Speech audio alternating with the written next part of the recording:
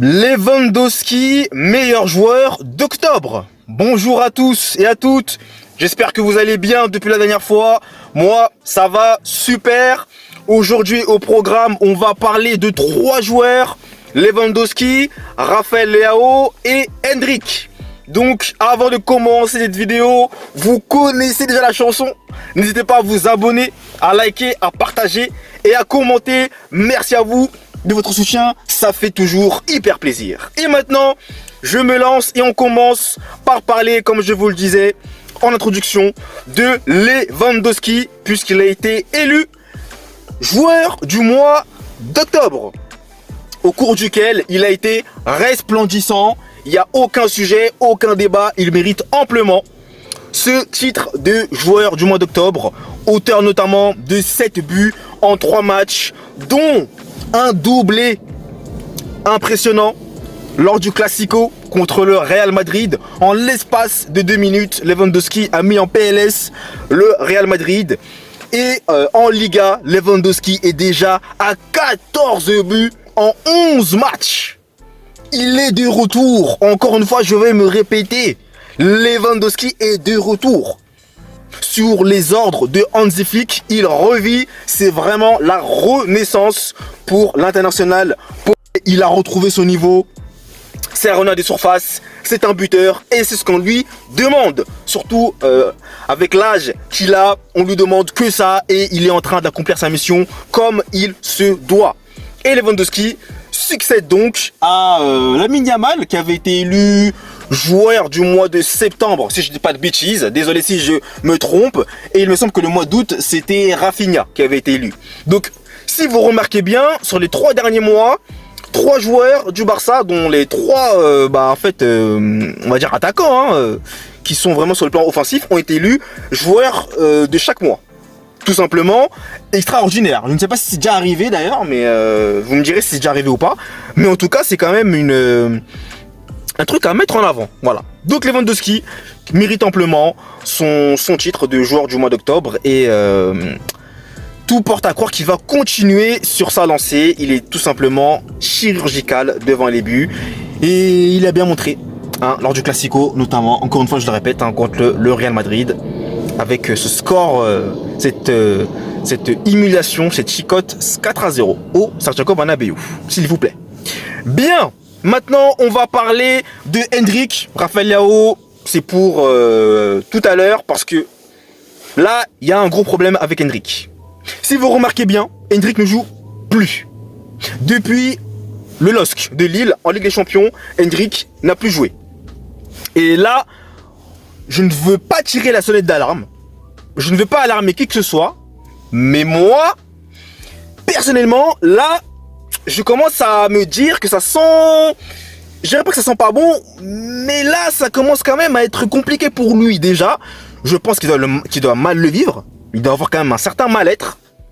Mais en plus de ça, je ne comprends pas pourquoi est-ce qu'il ne joue même pas, étant donné que la concurrence ne le met pas du tout à l'amende. On va être d'accord, je pense, là-dessus. Kylian Mbappé n'est pas aussi performant et je ne comprends pas pourquoi est-ce que Endrick n'aurait pas sa place et ne disputerait pas des matchs. Surtout qu'en ce moment, comme vous le voyez, c'est compliqué au Real Madrid. Donc, c'est vrai que là, j'ai quand même du mal à comprendre ce que veut faire Carlo Ancelotti. Je comprends pas trop.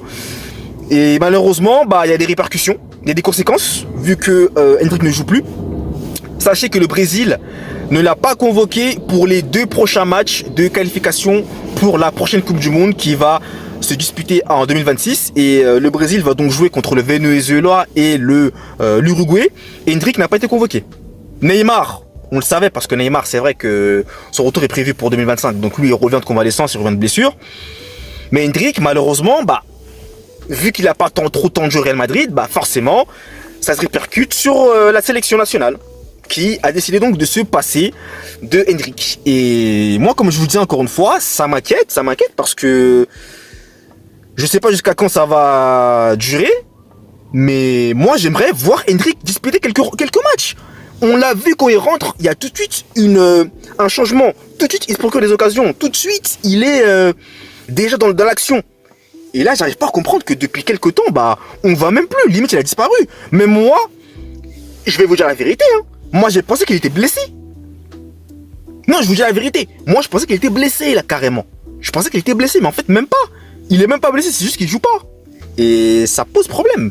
Déjà pour lui, et Après, encore une fois, c'est le Real Madrid, voilà, c'est compliqué quand tu es dans un club comme ça. Mais là, je vais vous dire, qui est plus fort que Endrick offensivement parlant, là? Vinicius peut-être qui... Ouais, sur les côtés. Mais Endrick, c'est un numéro 9. Donc, Mbappé qui joue à ce poste-là n'est pas aussi flamboyant. On a des attentes plus élevées. Malheureusement, pour l'instant, il répond pas trop aux attentes. Et Endrick, dès qu'il rentre, bah, impact direct. Il se coupe les occasions. Il marque en plus. Il marque. Et depuis, bah, malheureusement, plus rien. Donc, je m'inquiète pour Endrick. J'espère en tout cas que cette situation sera réglée rapidement et qu'il pourra retrouver du temps de jeu. Parce que là, ça a des conséquences, malheureusement, sur le Brésil. Et il pourra donc pas jouer ces 2 matchs de qualification pour la prochaine Coupe du Monde. Et je conclus par vous parler de Rafael Leao, puisque plus rien ne va entre Rafael Leao et le coach Paulo Fonseca. Rafael Leao, cette saison, début de saison très compliqué. Un but seulement, un seul petit but en 7 ou 8 matchs si je ne me trompe pas. Et ce n'est tout simplement pas bon pour un joueur de son talent, un joueur de son rang. C'est tout simplement insuffisant. Mais ce que Paulo Fonseca reproche à Rafael Leao, c'est son manque d'apport défensif. Paulo Fonseca lui reproche très concrètement et il lui préfère même Noah Okafor. Et du côté de Leao, eh bien lui, il vivrait la situation très mal. Et j'ai même cru comprendre qu'il était prêt à partir du Milan AC. Donc là, vous avez une équipe qui est déjà prête, qui est en pole position. Et cette équipe-là, c'est le FC Barcelone, bien entendu, puisqu'il voulait notamment se renforcer sur ce secteur-là d'arrière. Vu que Nico Williams, bah, ça a capoté, bah, Rafael Leao serait une cible tangible pour le Barça. Surtout que là, ils peuvent l'acquérir gratuitement, vu que sa valeur marchande va probablement baisser. Donc le Barça aura peut-être un avantage. Donc là, dès le mercato hivernal, moi je vous le dis, ça va s'activer. Restez branchés, ça va s'activer très fort dans tous les sens. Donc, soyez à l'affût.